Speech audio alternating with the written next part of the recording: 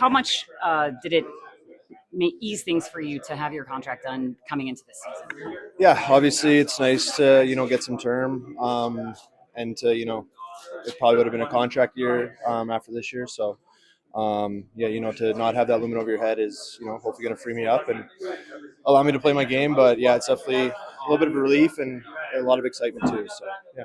Jared Bednar's talked a little bit about trying to fill center spots in the bottom six. Where do you, as a player, kind of looking at your game, feel like you excel? Center, wing, what parts of your game? Yeah, I think definitely after last year, I think I can play either or, no problem. Definitely, I think on the wing allows me to use my speed a little bit more, and I'm probably a little bit more offensive minded on the wing. Just playing center, you're kind of behind the play a little bit, and being F3 instead of getting in on the forecheck F1. So I'm definitely probably a little bit more comfortable, being that first in and getting some body on the guy. But I'm definitely comfortable playing whatever beds he needs from me. So yeah.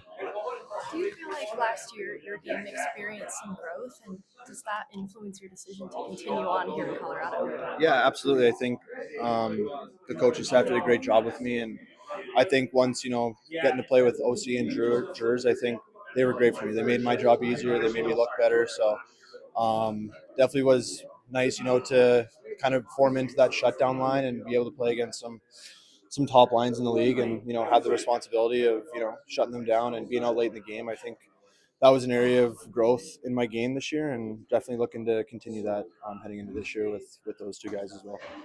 Bardakov looked pretty chatty out there. How's the communication with the new line mate for camp? Yeah, he's good. He's pretty funny, and he wants to learn, and I feel like it's kind of my responsibility to, and Kibby's, I'd say too, just kind of help push him in the right direction and keep giving him pointers and telling him where to be and stuff. But he's actually been really good. He understands everything so far, and I know he might not sound like he speaks a lot of English, but I think he understands it well. Like all the drills and stuff, he hasn't messed him up yet. So he's been good, and he's a great kid. He works hard. So yeah, definitely really like him so far.